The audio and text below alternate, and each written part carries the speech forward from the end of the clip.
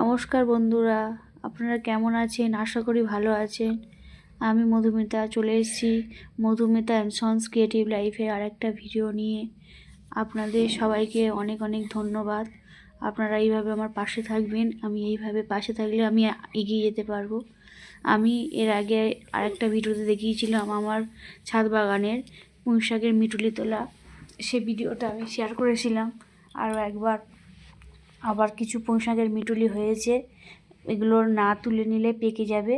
সেই পুঁই শাকের মিটুলি তোলার জন্য আজ আমি আবার ছাদ বাগানে চলে এসেছি। আপনারা দেখতে থাকুন এবং আমার পাশে থাকুন, পুরো ভিডিওটা দেখুন। আমি পুঁই শাকের মিটুলিগুলো তুলছি, দেখুন।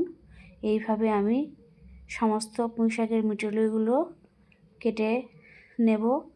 কাঁচি দিয়ে দিয়ে আস্তে আস্তে কাটছি, কারণ হচ্ছে কিছু কিছু পুঁই শাকের মিটুলি কচি আছে, সেগুলো আরও পরে বড় হবে এবং তোলা যাবে। এইভাবে আমি পুঁই শাকের মিটুলিগুলো আস্তে আস্তে কেটে বেশ খানিকটা নিয়ে নিচ্ছি। আপনারা ছাদে পুঁই শাকের মিটুলি করতে পারেন, খুব ভালো হয়। আর পুঁই শাকের মিটুলিগুলো আপনার ইচ্ছে মতো আপনি কাটতে পারবেন। সময় ইচ্ছে হলো চচ্চড়ি খাওয়ার টাটকা টাটকা পুঁই শাকের মিটুলি আপনারা তুলে নিয়ে সাথে সাথেই রান্না করে খেতে পারবেন। আমার আজ ইচ্ছা হয়েছিল, তাই আমি সঙ্গে সঙ্গে তুলে নিলাম চচ্চড়ি খাওয়ার জন্য। আর এইদিকে দেখুন, আমার লাল পুঁই শাক একটা হয়েছিল, তার কিছু দানা আমি দানা করেছিলাম, সেই দানাগুলো পেকে গেছে। এই দানা আমি কিভাবে ধরে আবার রাখি শুকনো করে, সেটাও দেখাবো, আপনারা দেখতে থাকুন। আর হচ্ছে সেগুলোর কিভাবে গাছও করে, সে সব আমি পদ্ধতি একের পর এক ভিডিওতে নিয়ে রাখবো, নিয়ে দেখাবো। আজকে এই পর্যন্ত এই কটা পুঁই শাক আমি তুলেছি, এতে আমার হয়ে যাবে এই পুঁই শাক। আর এই কচিগুলো থাকবে, পরে আবার একটু বড় হলে তুলে নেওয়া যাবে। এই দিকে দেখুন, এই পুঁই শাকেরও বেশ কিছু দানা পেকে গেছে। এগুলো আবার ধরে রাখবো দানা করে, আবার আমি এইগুলো দিয়েই চাষ করব। আর পরে আবার সেই পুঁই শাক, এইভাবে আমি পুঁই শাকের মিটুলিগুলো তুলে নিয়েছি। এইভাবে আর কচি কচিগুলো কিন্তু গাছে আমি ছেড়ে রেখেছি, যাতে ওগুলো আরেকটু বড় বড় হয়, আবার পরে আরও এক দুবার আমি হারভেস্ট করতে পারবো। আজকে এই পর্যন্ত এই এই পুঁই শাকটুকুই আমি তুলেছি, আর বেশি নেব না, কারণ বেশি নিলে বাসি হয়ে যাবে, বেকার বাসি করে লাভ নেই। তাই প্রয়োজন মতো যতটুকু দরকার ততটুকু নিয়েছি। এরপরে আমি আরও একটা ওলকপি, আমি টাটকা ওলকপি তুলে নিলাম, ওই চচ্চড়ির মধ্যে দিলে বেশ ভালো লাগে, তাই আমি একটা ওলকপিও নিয়ে নিলাম। এইবার দেখুন আমার গাছের বিনসগুলো কত সুন্দর হয়েছে।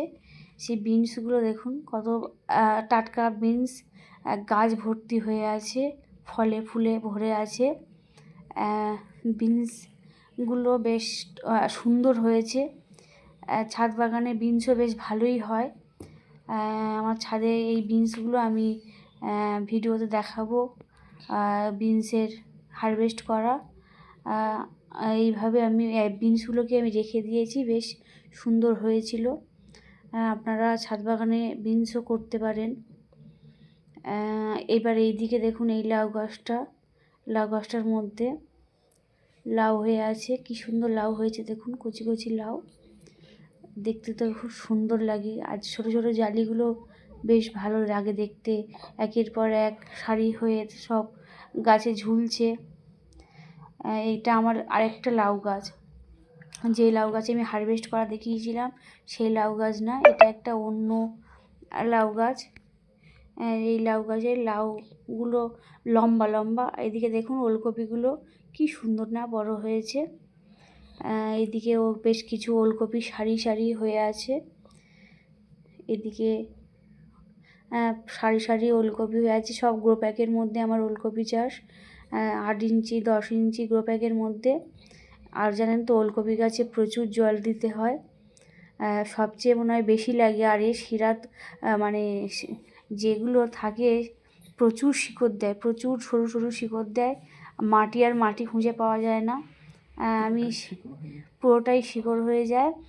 আমি সেই যখন ওলকপি হারভেস্ট করব, তারপরে তার একটা ভিডিও দেখাবো।